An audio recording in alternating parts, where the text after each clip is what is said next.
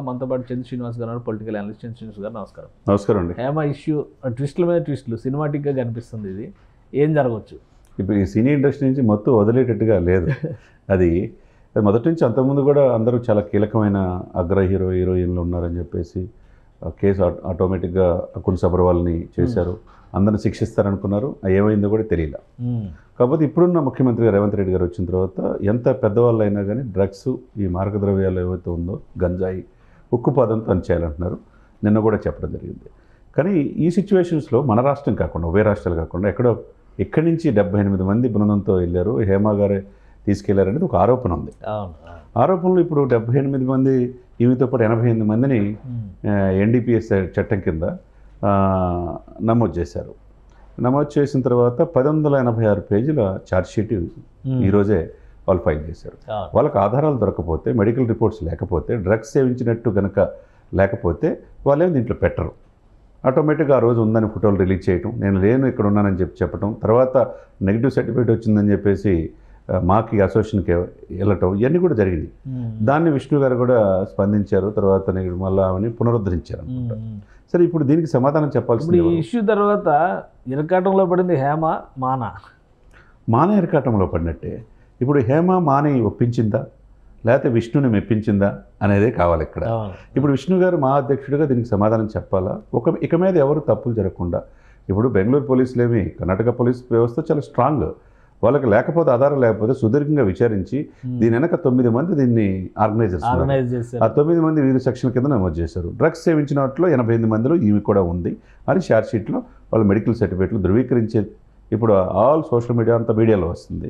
మీడియాలో ఇంటర్వ్యూలు ఇస్తా, నేను ఏ పాపం ఎరగను, నేను డ్రగ్స్ తీసుకోలేదు, కావాలన్న రిపోర్ట్స్ చూడండి, ఇట్లాంటివన్నీ చెప్పారు. ఓ రకంగా దానికి ఒక ఆన్సర్ లాగా ఛార్జ్షీట్ వేసిందని మనం చూడాలి. అయితే కేసు ఎంక్వైరీలో ఉండగానే ఒక డెసిషన్ తీసుకోవడం, ఆమెను సస్పెండ్ చేయడం, మళ్ళీ ఆమె ఒక లెటర్ రాగానే దాన్ని వెనక్కి తీసుకోవడం, ఆ సస్పెన్షన్ని రివోక్ చేయడం, ఇవన్నీ చూస్తే మాలో కూడా ఒక క్లారిటీ లేదు, గందరగోళ స్థితిలో ఉందని చెప్పి అనుకోవచ్చు. అంతే కదా. ఇప్పుడు అదే సమయంలో రకుల్ ప్రీత్ సింగ్ బ్రదర్ దగ్గర దొరికింది. ఏం జరిగిందో తెలియదు. రకుల్ ప్రీత్ సింగ్ మీద ఆరోపణలు వచ్చినాయి. అంతకుముందు చాలా హీరోయిన్లు ఆరోపణలు వస్తున్నాయి. అడ్డాగా ఎక్కడ చూసినా మూలాలంతా హైదరాబాద్ సినిమా ఇండస్ట్రీస్తో లింకులు ఉన్నాయి. దీన్ని కట్టడి అయిపోతే ఇది చాలా పెద్దదయ్యే పరిస్థితి, మరో ముంబై అయ్యే పరిస్థితి ఉంటుంది. కాబట్టి ఇప్పుడు రేవంత్ రెడ్డి గారు దీని మీద ప్రత్యేకంగా టాస్క్ ఫోర్స్ చేశారు. దీని ఎందుకు ఎంత పెద్ద తలకాయలు ఉన్నా డెఫినెట్గా దాంట్లో, ఎందుకంటే యువత చెడు మార్గం వెళ్ళకూడదండి. దీనికోసం ప్రత్యేకంగా చిరంజీవి గారు కూడా యాడ్ ఇచ్చారు.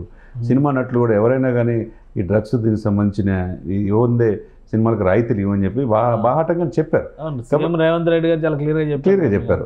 అక్కడ రాష్ట్రంలో కూడా అక్కడ పవన్ కళ్యాణ్ గారు, చంద్రబాబు గారు జాయింట్ కమిటీ ఏర్పాటు చేశారు. మరి ఇంత జరుగుతున్నా ఇది ఈ యొక్క విశృంఖలం అంటారా, ఏమంటారు? ఈ వెస్టర్నైజేషన్ వెళ్ళి పబ్ కల్చరు, డ్రగ్ కల్చర్ ఏర్పడి సామాన్య మానవులకి ఇప్పుడు ఎంతవరకు ఉపయోగం సార్ ఇది? మళ్ళీ ఇంకోసారి హేమ విషయంలో మా సభ్యత్వాన్ని సస్పెన్షన్లో పెట్టే అవకాశం ఉందా, లేదంటే మళ్ళీ కేసు ఏమైందో తేలే వరకు వెయిట్ చేస్తారా? లేదండి, ఇప్పుడు ఆల్రెడీ ఛార్జ్షీట్లో ఎప్పుడైతే పేరు వస్తుందో విత్ ఆధారాలతో సహా పోలీసులు పెడతారు. ఇప్పుడు తప్పకుండా చర్య తీసుకోవాల్సిందే. ఇప్పుడు ఆమెను ప్రస్తుతానికి ఇమీడియట్గా సస్పెండ్ చేయటమా? తొందరపాటు నిర్ణయం. అంతే కదా, ముందు వేయడము తొందరపాటు, తీయడము తొందరపాటు. అంతే కదా. ఇప్పుడు మళ్ళీ ఏం చెప్తారు సమాధానం? ఛార్జ్షీట్లో పెట్టారంటే వాళ్ళ ఆధారాలు ఎందుకు పెట్టరు? దీని వెనక ఆమె హస్తం ఉందని చెప్పారు, దాంట్లో పాల్గొందని వాళ్ళ ఎవిడెన్స్, డాక్యుమెంటల్ ఎవిడెన్స్ అంటే వీడియోలు కూడా వచ్చి ఉంటాయి. ఇప్పుడు దానికి సమాధానం చెప్తారు. ఇప్పుడు మళ్ళీ ఆమెని మా నుంచి తొలగించాల్సిందే. ఇప్పుడు లేదు అనుకుంటానికి లేదు, ఇక్కడ ఆధారాలు చూపించారు. కానీ ఏదైనా కానీ మా అనేది చిన్న విషయాన్ని హేమ కూడా పెద్ద ఇష్యూ చేసి మీడియా అటెన్షన్ గ్రాప్ చేస్తున్నట్టుగా కనిపిస్తుంది. ఇది కూడా ఒక పాపులారిటీ ట్రిక్ కింద చూడాలా మనం. అదే అంటే ఇక అది తేలకుండా వాళ్ళు ఛార్జ్షీట్ దాఖలు చేయకుండానే నేను లేను, అనవసరంగా నన్ను కుట్ర చేశారు, ఒక మహిళని ఒక తెలుగు సినిమాల్లో నటించే నటురాల పట్ల ఇట్లా చేశారు, నాకు అందరూ సపోర్ట్గా ఉండండి అని చెప్పి ఆమె, మీరు అన్నట్టు నిజమే, సోషల్ మీడియాలో కొద్దిగా ఎక్కువగా వాళ్ళు ఏమనుకుంటారు అంటే మా మీద ఇక్కడ చేసి మీరు ఓవర్ యాక్షన్ చేసిందనే దాన్ని చెప్పాల్సిన మొహాటం ఏం పడాల్సిన అవసరం లేదు, క్లియర్గా కనిపిస్తుంది కదా. కేసు అదుపులోకి తీసుకుంటే అక్కడి నుంచే వీడియో రికార్డ్ చేసింది, కాదు ఇక్కడే ఉందని చెప్పి వాళ్ళ ఫోటోలు రిలీజ్. అదే ఇక్కడ ఏంటంటే వాళ్ళు కూడా, పోలీసులు కూడా చాలా ప్రెస్టేజ్గా తీసుకుంటారు. ఈ ఇరు రాష్ట్రాలు కాకుండా మనకి కర్ణాటకలో వచ్చి ఇక్కడ మీరు చేసి దీని వెనక ఇంత పెద్ద జరిగినప్పుడు, పార్టీ జరిగినప్పుడు మీరు లేరు అని ఎట్లా ఆరోపిస్తారు? ఒక రకంగా పోలీస్ వ్యవస్థకే సవాల్. కాబట్టి వాళ్ళు సీరియస్గా తీసుకున్నారు ఈ కేసుని. ఆమె అలా వెళ్ళేతలకి వీళ్ళు అలా సీరియస్గా తీసుకుని ఎవిడెన్స్ చూపించారు, ఛార్జ్షీట్ దాఖలు చేశారు. కాబట్టి చట్టం దృష్టిలో ఎవరైనా సమానులే.